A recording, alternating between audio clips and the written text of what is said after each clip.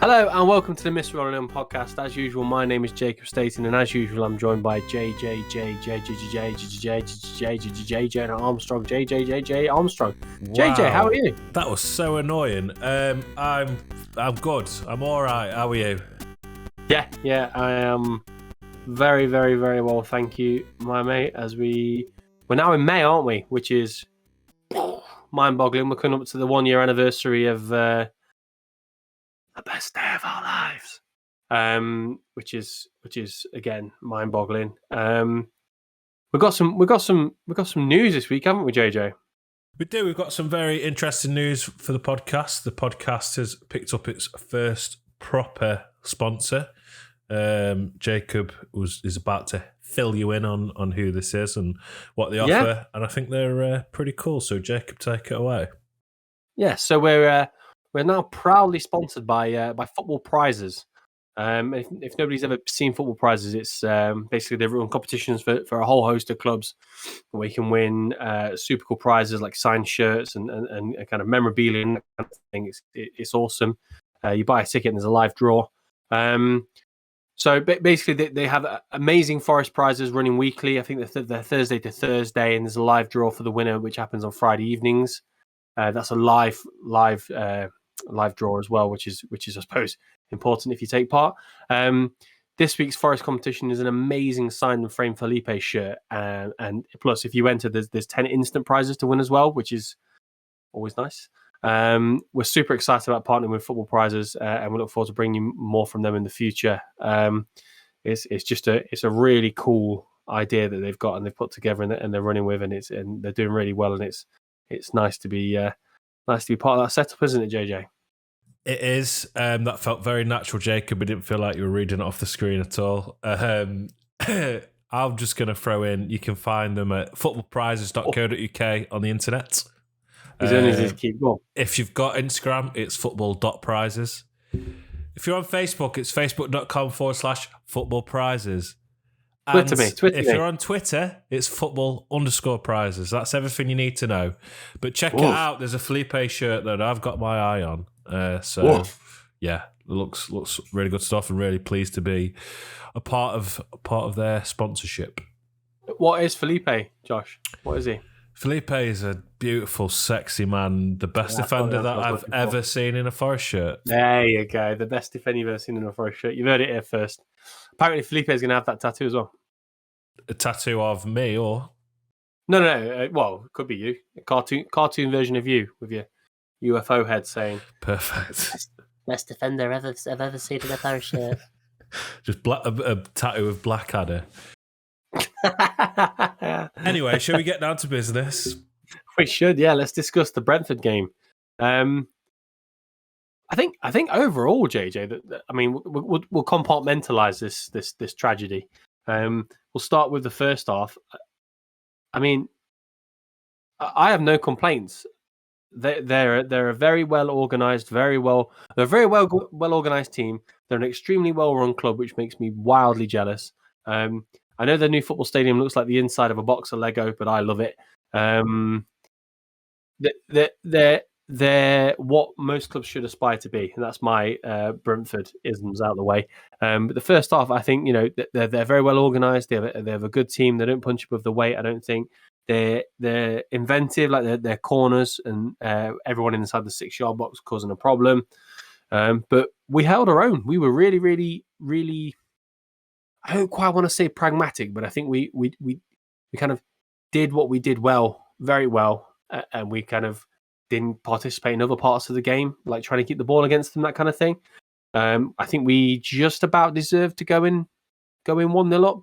I think there's probably a penalty if Danilo hadn't put the ball in the back of the net, which I suppose is by the by. But yeah, all in all, I don't think I can have any complaints from the first half, JJ. How about you? It was utterly dull. It was so boring. Nothing was happening, which was great. Jacob, I was in Nottingham on the day. Jacob came over to my house and we watched it together alongside my uncle and family. Hello, Lila, if you're listening. I turned to Jacob and I said, this is pretty boring. But I'll take boring because a point is, if we get a point in this game, it's completely fine. Sorry, my dog's going skits. Sorry. A point in this game would be completely fine. But I can't watch the highlights back because we'll come to it, but I just can't watch the ending back because it was utterly painful. But other than the Danilo goal, I can't really tell you too much about the first half. Other than we did our job well. Not much happened, but not much needed to happen. We went in at half-time 1-0 up. Nice to see a little bit of luck go our way for the ball to fall to Danilo. I feel like often we see other teams get the sort of rub of the green, as they call it, and Forest don't ever really get that. But it felt fitting that we did get it for this one. So great finish by Danilo, who's becoming a really important player over the last few weeks. Yep. I think there's a few times where Taiwo either misjudged his run or I think it was the first half where he probably should have scored the header. I don't think he realised how much space he had. However, to counteract that doesn't mean he was having a bad performance because he was causing issues. And he was a bit of a problem. But I wouldn't say Brentford were on the beach, but it felt like a game that once you've gone 1-0 up, it was ours to me. They weren't on the beach, but they just checked into the departure lounge. Yeah, they were definitely not the full force that Brentford can be, which is understandable. But it's not. I'm not fully committing to saying they were on the beach because they certainly, they never really looked like scoring throughout the entirety of the game. But you always felt that you never know, something could happen. So, yeah. I think once again we set up right. We played well. It was a good first half. We got the tactics right. We got the team selection right. And going into the half time, I was thrilled. Yep, absolutely. I mean, I think we came out in the second half, and again, until I don't think we did much wrong. I think. The changes that Cooper made have kind of been discussed quite broadly. I think the one that really sticks in a lot of people's craw is the Andre Ayew change. The Taiwo. I think a lot of people forget that Taiwo was only just coming back. I'm not saying it was the right thing to do, but he is only just coming back at the moment. So, he's probably still some way short of match fitness, and he has played quite a lot of minutes lately. So I get that, but Ayew is clearly a player that Cooper trusts. So, I still stick with the mantra that ours is not to question King Cooper. But people can do whatever. People who pay their money can do whatever they like. At what point does that mantra change when he continuously picks Ayew when he offers absolutely nothing and hasn't done since he's come into the club? I think that offering nothing is wrong. I'm not saying he's been good, but I think saying he offers nothing is not quite right. I think if we, the goal that they scored, and I'm sorry, I'm just checking BBC right now to make sure what I think is correct. Right. So the goal that they scored is the only way that I saw them getting back into that match is an error, and I'm kind of 50. I'm on the fence as to whether or not it's an actual error as well. But for me, that's.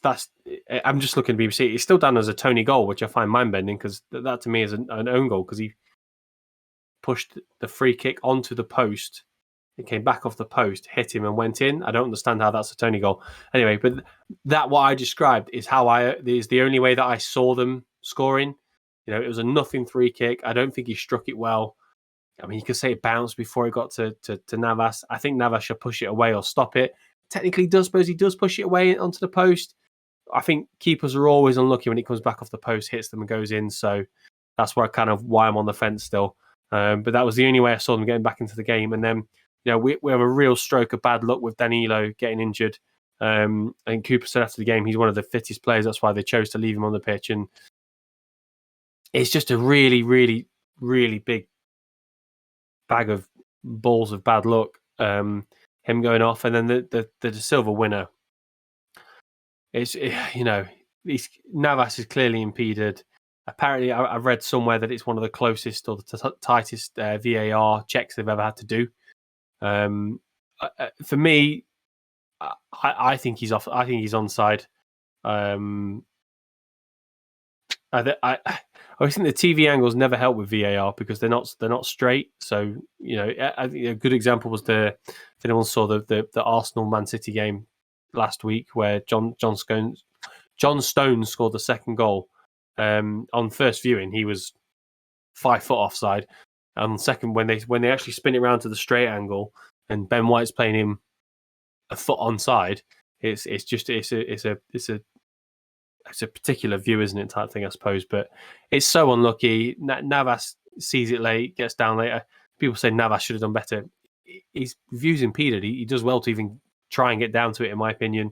It's just almost a kind of a typical ending, a typical Forest ending to a game for me. I mean, their equaliser is a collection of errors.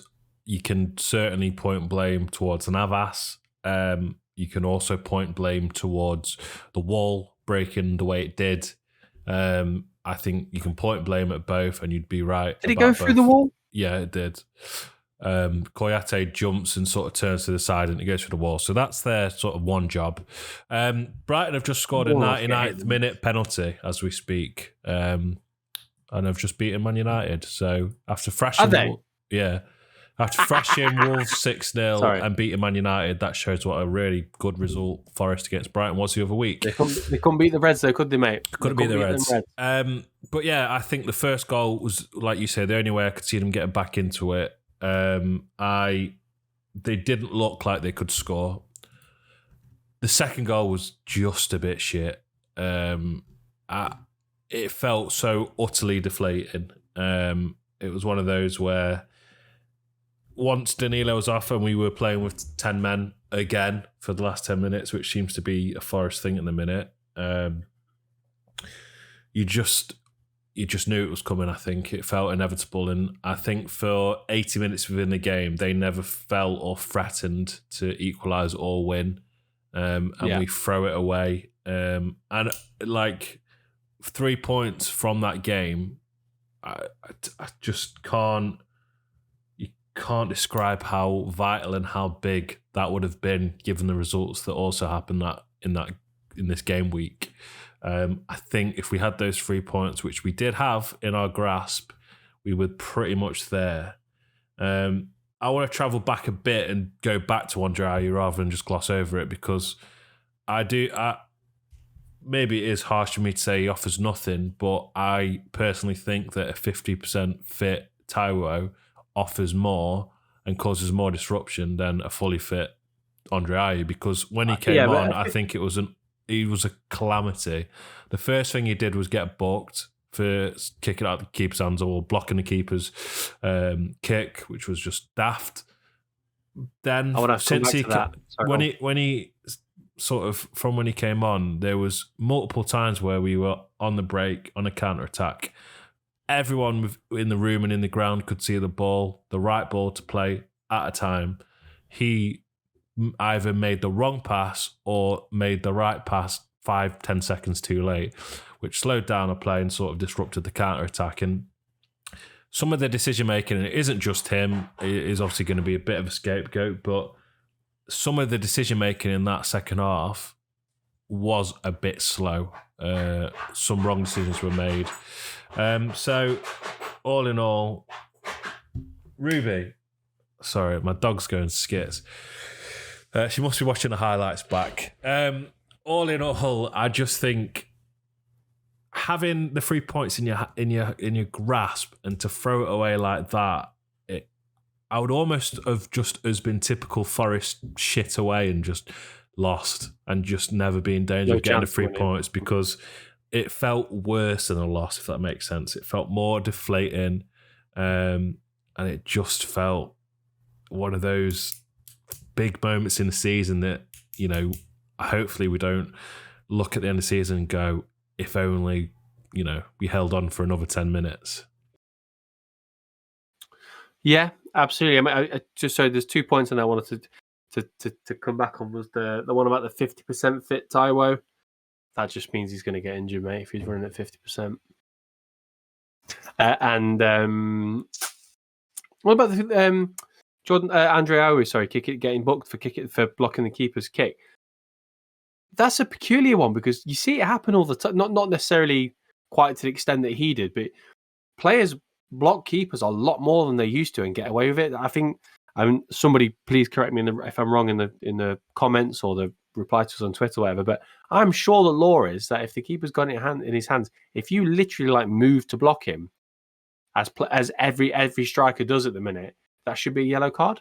So I found it odd that the referee felt the need to book someone who'd been on the pitch for 30 seconds for doing that, rather than booking someone who'd been doing it all game. Not necessarily in our game, but just in general. It's a peculiar. So there's little things. So at the start of the season, referees gets told to look out for particular things. That's why it was the World Cup. One of the things they got told to look out for was time wasting. That's why there was so much time. The time added on. There's always a directive at the start of the season to say look out for this particular thing. That's why there's weird things around. Certain things get called up on quite often. Yeah, I just Andre Ayew's a calamity to me, and I can't see how. I mean, Dennis is obviously not a light for light replacement for Taiwo. Neither is Surridge, but I still would like to see both of them ahead of Ayew on the pitch. And yeah, sure, he's trusted by Cooper, but I'm yet to see anything from him that shows that faith that Cooper places in him. And I think that's a decision that he continuously gets wrong. And I do think he took Taiwo off a bit too early in this game. I don't think... when I talk about Taiwo running at 50%, that was obviously being dramatic. He wasn't at 50% when he was playing. He was certainly more than that. He looked shattered when he came off. Yeah, I don't know. I just think wrong move. But obviously... I agree, but there isn't a target man on the bench, is there, to put on? Unless you literally looked at the bench and went, Toffolo's tall, let's put him up front. This is next season... the powers that be at Forest, get your bloody free agent signed. There's a man called Keenan Davis. Imagine Taiwo causing havoc. Oh. The defender's looking to the bench. Keenan Davis is coming on. Oh, nightmare. Just to add to that as well, I'm getting a bit frustrated that Everton are finally playing James Garner. We'll get him for cheap. It's wonderful for James Garner, but I was kind of hoping that he would get jarred off with being there and not playing and want to come back and play in the Garibaldi, but we might get them for cheap when they go down. But let's take some positives. Danilo, I think, is becoming really important to us. It's such a shame that he went off injured, but there was a video that came out either today or yesterday on his Instagram which showed him running in training. So if he's back and available for the running, he's going to be a big player, something special. Ryan Yates was back on the pitch. I think he's going to be key for the running, showing the grit and determination. Koyate, whilst he did turn away in the wall and maybe was a bit sloppy in his return, he's getting more minutes. Still not match fitting or anything, is he? So he's not, but he's coming back. He's available as an option, so that's good to see. Aurier is obviously now back. He's had a few games. He's getting his minutes in. Mangala's banging form. Mangala's playing well. I think dropping Freuler has been the right decision. Niakate, Felipe and Joe Worrell, to me, look like they're getting quite settled and look like quite a nice partnership. And whilst Navas has thrown a few goals, he is still pretty damn good. So we're looking quite strong, I think. I think, yes, it might be silly to say when we've only won one game in the last however, but for the run-in, I think we can be quite positive that there is definitely something there. We're cooking something, I think. Cooking up. Which brings us nicely, Joshua, onto the previewing the Southampton game, which is on Bank Holiday Monday, which is the 8th of May, I want to say. 8th of May. 8 o'clock kickoff. We won't be there because you live in the grim north, and I don't want to go on my own because it's scary. No, I'm joking. We are not going though. We'll be watching, and we'll probably do a podcast after. But JJ, I don't want to say that. I'm confident. If there's ever a definition of a must-win, this is the game. Hear me out. This is what I'm seeing. This is what I'm seeing in my head. It's a Steve Cooper 3-4-3. There's who's he going to play? Who's going to play? He's going to play. Jesus, you're like clairvoyant. This is amazing. He's going to play Mangala and Danilo. Oh no! What's he going to do? No, I think he's going to go 4-3-3, and he's going to have Mangala, Danilo, and Yates, and we're going to bully them. And I think it's going to be 4-0. God, you need a second career as a sidekick. That was incredible. I don't know how you did that. Wow. I don't know what you went for there. Yes, back to Mystic prick. Back to an actual point. Definition of a must-win. We're extremely lucky that this falls at home. I think that's going to be huge. The City ground will be bouncing. We have to look at this game as 3 points, but we can't look at this game as a guaranteed 3 points because that's just not the way football works. I think Southampton might play a little bit of the shackles off because they're almost resigned to their fate. This is their last roll of the dice, isn't it? They're for us looking at Southampton going, that looks like 3 points. Southampton will certainly be looking at Forest and going, that looks like 3 points. So, I'm really nervous, very nervous, but equally confident at the same time. I think we've got enough to beat them. But I just think the pressure and it's not going to be a fun day. And I think Everton and Leicester games are both before us. If the results all go away, which you think they will, looking at the fixtures, and it gives us a chance to get out of the relegation zone that night, 3 points clear of a few other teams down below, it could be a very special night. And Southampton are one of those weird teams where they've had their managerial problems. They have got a few promising young players there. I just think it's one of those where it's just not the right time to bed them in. And in a few years' time, you could probably see what they're going to be doing, but I don't think they've got the commodity of time right now. So I don't think it's going to be an easy game by any mean, but it's not going to be fun. But I'm certainly predicting a Forest win. I'll be watching through my fingertips, so to speak. Yeah. Through Ruby's tiny claws.